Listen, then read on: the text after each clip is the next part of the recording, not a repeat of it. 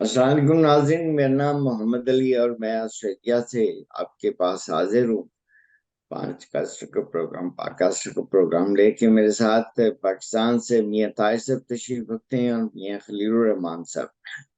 और आज के जो अहम मौज़ूआत हैं उनमें जनाब डोनाल्ड ट्रंप साहब के हवाले से कुछ खबरें हैं, कुछ पाकिस्तान में मौलाना फजल रहमान साहब के साथ, और जो आसिफ जरदारी साहब हैं उनके जो इलेक्शन है थी उसके हवाले से। तो पहले तो हम थोड़ा सा देखते हैं कि डोनाल्ड ट्रंप साहब को सुप्रीम कोर्ट जो उनकी है अमेरिका की, वो क्लियर करती जा रही है, और अब हालात बज़ाहिर ऐसे लगते हैं कि उनके रास्ते की रुकावटें जो है वो खत्म होती जा रही हैं, और वो एक आइंदा अमेरिका के प्रेसिडेंट बनने के उनके इम्कान काफी बढ़ गए हैं। और इस इम्कान के साथ साथ जो जो उनका इम्कान बढ़ रहा है, हमारे पीटीआई के जो अहबाब हैं ओवरसीज में पाकिस्तान में भी, उनके खासकर उनके हालात ज़हनी बेहतर होते जा रहे हैं। वो समझ रहे हैं कि उनके इमरान खान साहब को उसका फायदा मिलेगा, और वो भी वापस जो है उनको वो अडियाला से निकाल के सदा प्राइम मिनिस्टर की कुर्सी पे बिठा देंगे। तो अब देखते हैं कि शायद पाकिस्तान में ये मुमकिन हो जाए। तो इसके साथ ही हम अब चलते हैं जनाब मियां तारिक साहब के पास और उनसे पूछते हैं कि जनाब हमें बताइए कि मौलाना फजल रहमान साहब के और इसहाक डार साहब के हवाले से क्या खबरें हैं उनके पास। तो जनाब मियां तारिक साहब। जी, आप जिक्र कर रहे थे ट्रम्प का, तो उसको आपने रिलेट कर दिया हमारे पाकिस्तान में जो पीटीआई के जज्बाती और मासूम से लोग हैं उनके साथ, उनकी ख्वाहिशात के साथ। तो बिल्कुल सही बात की है। ये जो हमारे जज्बाती और मासूम ख्वाहिशात वाले लोग हैं, ये हर चीज़ से कोई ना कोई उम्मीद लगा बैठते हैं। अब ट्रम्प से भी लगाई होगी उन्होंने। वैसे जो मैंने सुना है पावर कॉरिडोर से, क्योंकि ये हमारे खिते का चूंकि बहुत पुराना इशू है, तो हम किसी न किसी जगह पे जब हम कोई बड़े अहम बंदे से मिलते हैं तो हम सवाल करते हैं कि पाकिस्तान में अब अमरीकी इन्फ्लुएंस है या कम हो गया या ज़्यादा हो गया। तो मुझे आज एक बड़ी जानकारी वाले बंदे ने ये बताया। उसने कहा जी कि इसका एक लिटमस टेस्ट है। अगर तो बानी पीटीआई, अब ये लफ्ज चूंकि ऐसे ही उसने बोले हैं तो मैं रिप्रोड्यूस कर रहा हूँ कि अगर तो बानी पीटीआई बढ़ गया तो आप समझें कि अमेरिकी इन्फ्लुएंस कम है। और अगर वो बच गया, ज्यादा है, सॉरी, अमेरिकी इन्फ्लुएंस है, और अगर वो बच गया तो फिर आप समझें कि, नहीं, मैं उल्टा बोल गया हूँ। अगर वो बढ़ गया तो कम है, अगर वो बच गया तो फिर है, फिर चाइनीज है। तो एक तो ये है, ये इसमें अमेरिका का इमरान खान और पीटीआई के साथ एक ताल्लुक, एक ना नजर आने वाला ताल्लुक तो काफी देर अच्छा करना।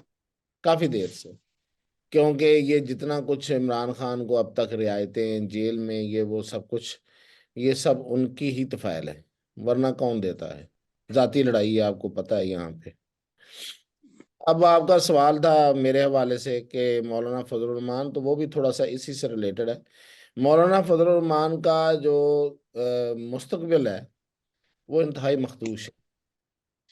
मौलाना फजल रहमान तकरीबन लूज कर चुके हैं, और आप समझें कि वो अगर इसी डगर पे रहे, जो कि ज्यादा चांसेस हैं, उनके करीबी हल्के यही बता रहे हैं कि अब वो सुलह की तरफ नहीं आएंगे, तो फिर शायद बस तारीख का हिस्सा बन जाए।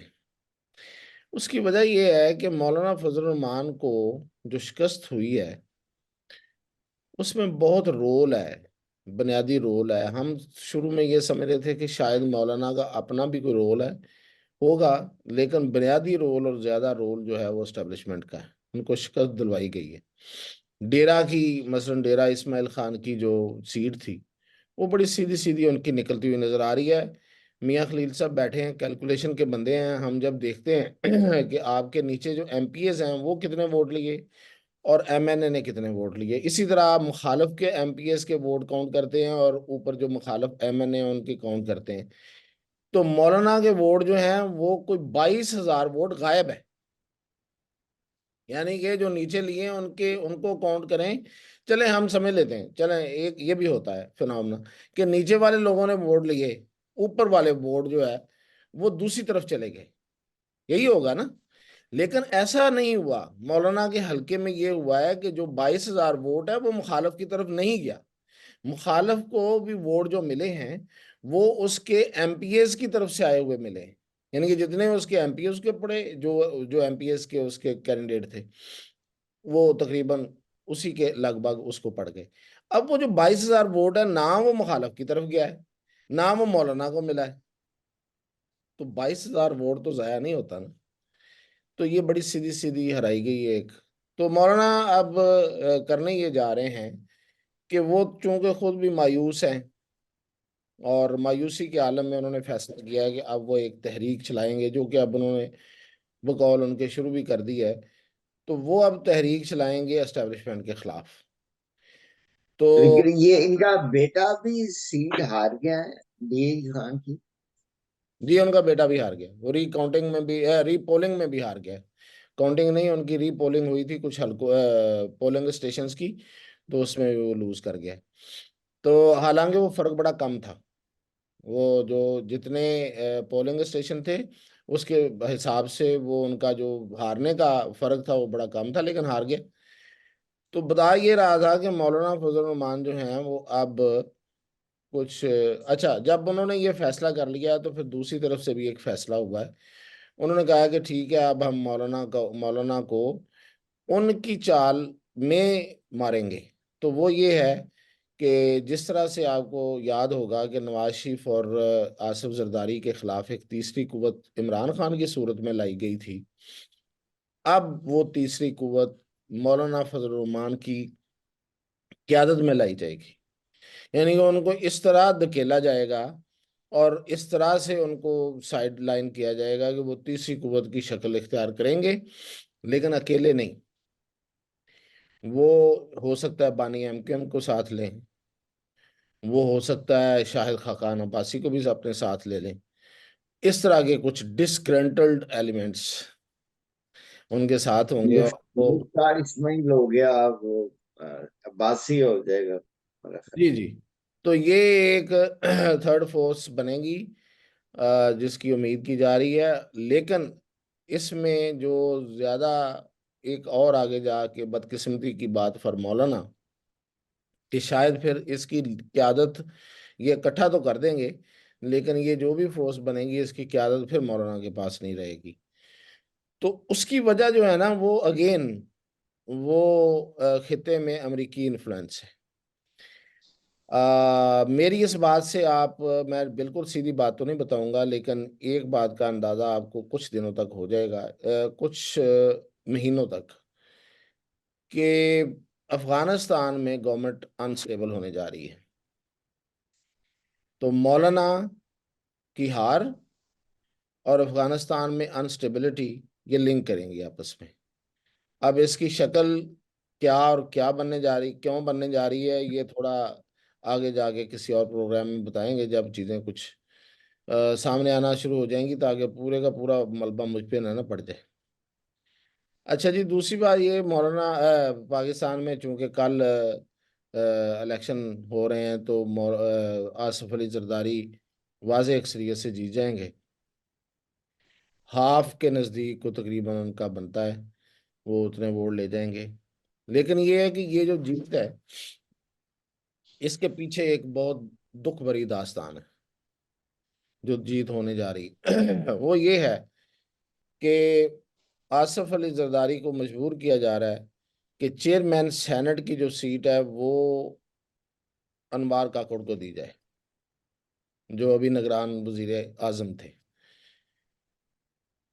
अब वो कहते हैं जी कि नहीं, मैंने तो अपना बंदा लेके आना है, यूसुफ रजा गिलानी। लेकिन उनकी आर्म ट्विस्ट हुई हुई है। अब वो किस हद तक उसको बर्दाश्त करते हैं और किस हद तक आगे लेके चलते हैं, उनकी बात मानी जाती है, ये अभी कुछ वक्त है उसमें। और दूसरी तरफ आपने तो याद नहीं करवाया, हमने पिछले प्रोग्राम में इसहाक डार को बड़ा ठीक ठाक याद किया था, उनका तस्करा किया था वजारत खजाना के हवाले से।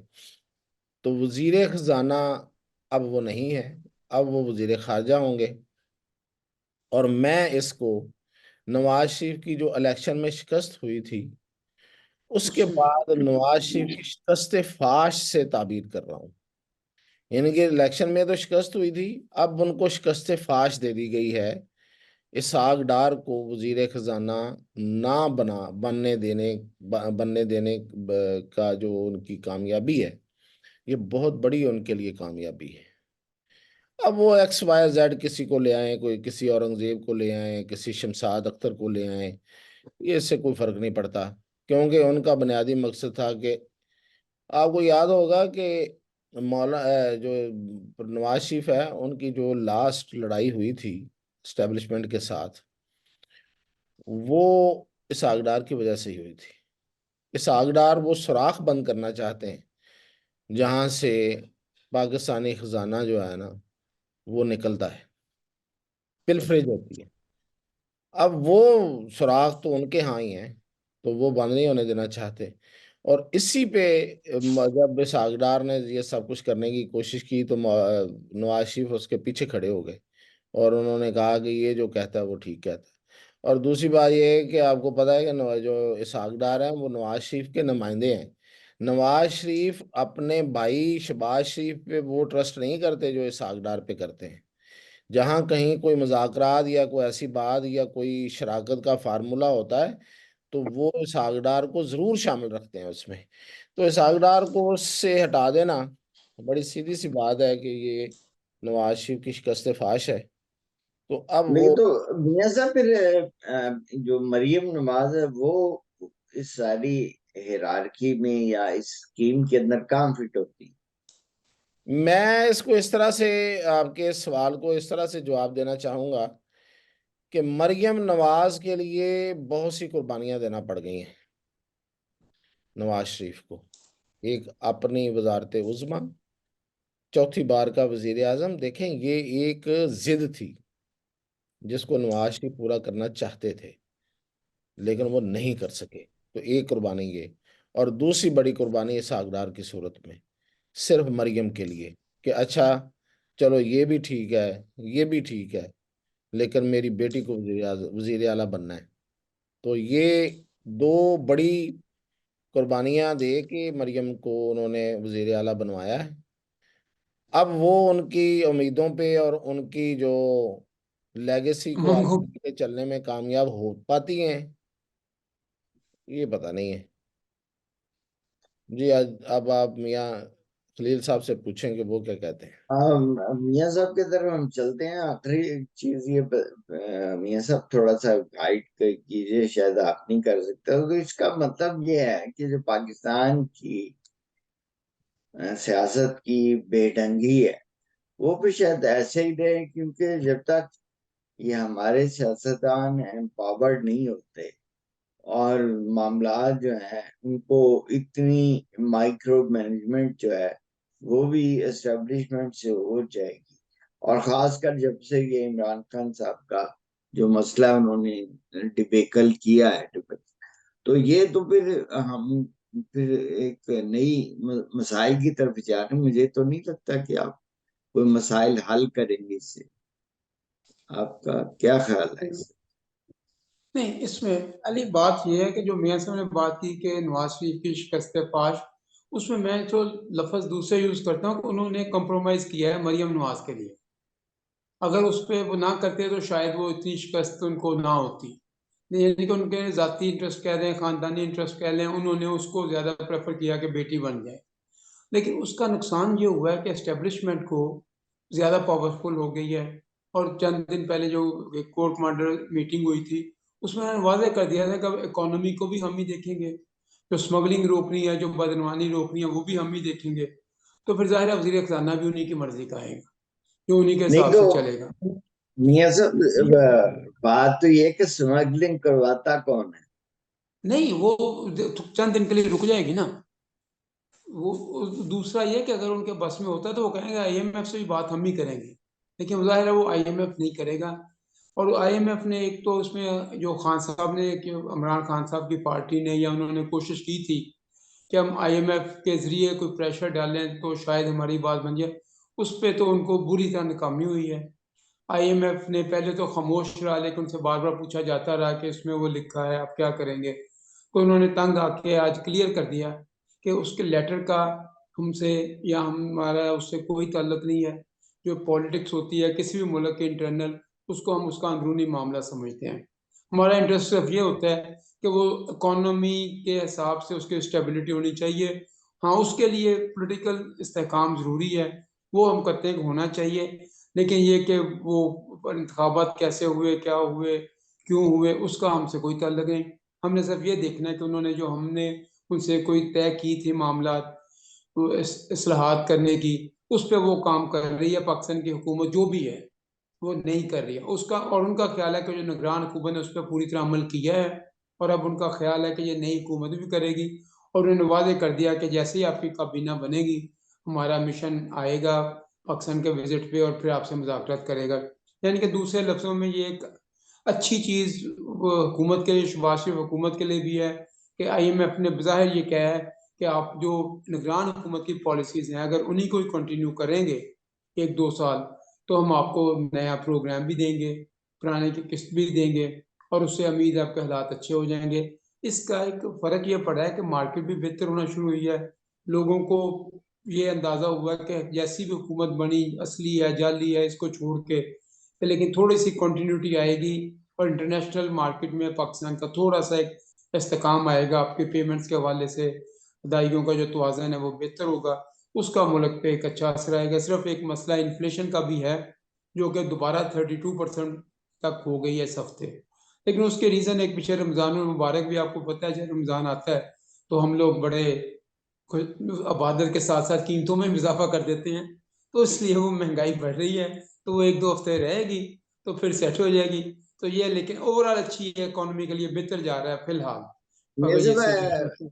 आपको ना एक यहाँ पे आखिर में लाइटर नोट के ऊपर मैं ऐड करता जाऊं कि ये जो महंगाई रमजान की आप कह रहे हैं कि बढ़ने की है, ये एक अजीब मैंने ऑस्ट्रेलिया में भी देखा। यहाँ पे रमजान में फलों की कीमतें बढ़ जाती हैं बहुत ज्यादा। अच्छा, वो पता चला कि उसकी वजह क्या है, कि वो फलों की सप्लाई का जितना मेन कारोबार है वो लेबनीज मुस्लिम के पास है। अब आप खुद अंदाजा लगा लें कि हमने हर जगह काम डाला हुआ है आप कि सप्लाई एंड डिमांड के नाम पे जो मर्जी कर लें, हाँ जी, तो वो सप्लाई अब एंड डिमांड के नाम पे जो मर्जी कर रहे हैं जी। हम अपनी मुसलमानी को नहीं छोड़ते कहीं पे भी। तो जनाब ये अब देखें ना, ऑस्ट्रेलिया में भी कीमतें बढ़ जाती हैं सब्जियों की, तो पाकिस्तान याद आ जाता है। तो इसके साथ ही मेरा ख्याल है आज इजाजत लेते हैं, फिर अगले प्रोग्राम के साथ हाजिर होंगे जी। अल्लाह हाफिज।